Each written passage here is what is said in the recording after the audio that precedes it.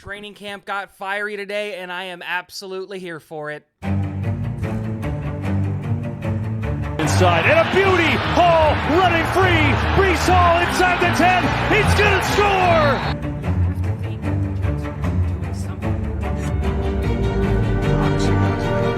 What is going on, guys? Welcome back to Talking Jets with Tigo. My name is Tigo. This is Mini Tigo, and today we're here to talk about Jets training camp day number 3, absolutely fiery, offense firing on all cylinders, and just a lot of big plays, big moves, and we're going to talk about all of it today. I did not expect the team to be practicing on a Saturday. Very clearly, I didn't look at the dates, but they did. Fans were in the stands, I believe, for the first time in practice, and we just got some absolute diamonds and gems in terms of tape and things, and we're going to talk about all of it. The first thing that I wanted to talk about was, I think, a thing that was a really important change, and that is the fact that Jermaine Johnson has changed positions from a defensive end to a linebacker to give him the opportunity to change numbers to play as the number 11, the number that he wore at Florida State, and he wore it for the first time today out on the field, and boy, did it just look right.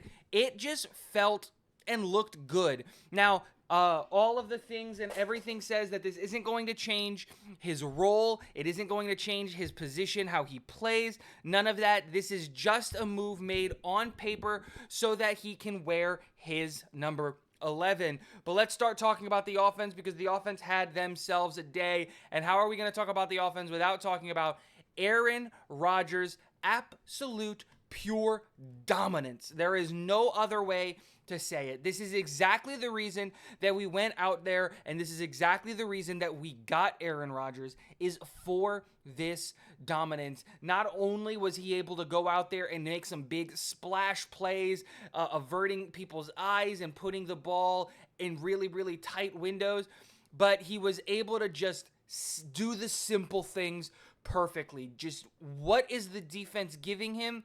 And that's what he was going to take. Every single part and every single step of the way was designed to just do that. He had red zone touchdowns with Tyler Conklin, Corey Davis, Mecole Hardman, and each play, one was better than the next play. Just, again, phenomenal day, hooking up with Garrett Wilson on multiple occasions, and it was just a fun day for the quarterbacks. And I say quarterbacks plural because Zach Wilson also had himself one heck of a day too.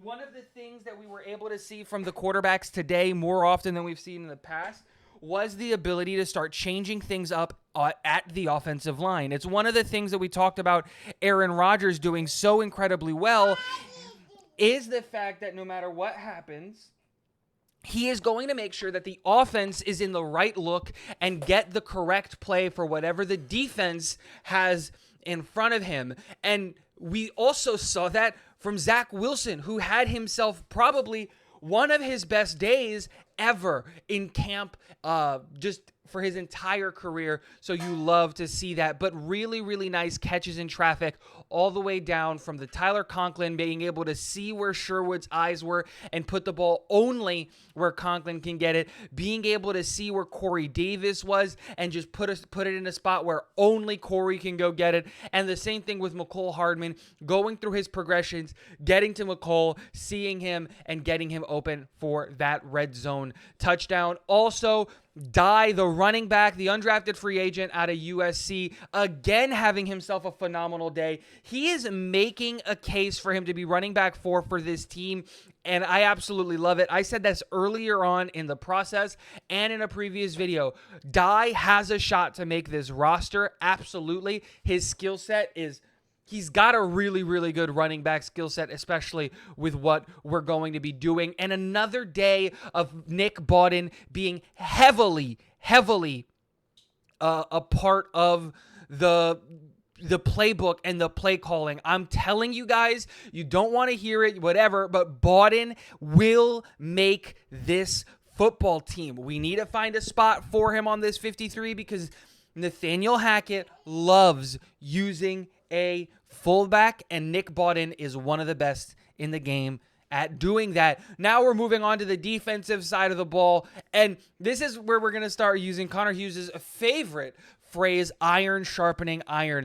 Sauce Gardner getting the better of Garrett Wilson getting the better of Sauce Gardner, and those two going at it back to back plays, and they're just going to make each other better. Garrett Wilson and Aaron Rodgers connected together one-on-one on the sideline, which was just a beautiful ball by Aaron Rodgers and just a great reception by Garrett Wilson. And when they tried to do the same thing again, Sauce Gardner said, nah, got his hand up. And it's just one of those things where when wide receivers look open against Sauce Gardner, they aren't. He's just so long and so lanky that he can get there and just stop the ball. It was perfect timing. You've seen the clips on Twitter. Absolutely insane. But the other thing that we have to talk about today on the defense is that we got into a couple of scraps. There were 3 fights today between multiple different players: Michael Clemens, Jermaine Johnson, Jeremy Ruckert, Kenny Yeboah. A lot of guys getting in people's face. Schweitzer also getting there. Nothing that like really materialized into anything. No like fists being thrown. Just feisty play from both sides of the ball, wanting to get better, wanting to play. It was just absolutely fiery, and I love it. And there was a quote that was said by Al Woods, because Al Woods was brought in from what a lot of people believe to be just this run-stuffing interior defensive lineman. He's going to be played on first and second down, and it seems to be that the reason that he came to this team, and one of the reasons that the New York Jets pursued him, was not just because of his run-stopping ability, but because he wanted to showcase that he's not just a big body who's designed to soak up space and eat up space, but he absolutely wants to be able to get back, pin his ears back, and get after the passer. And if he truly does have that skill set, which we haven't seen him use or be utilized in this particular way very often, if at all, if this is true and he has this skill set, watch out. Al Woods might have himself a great year.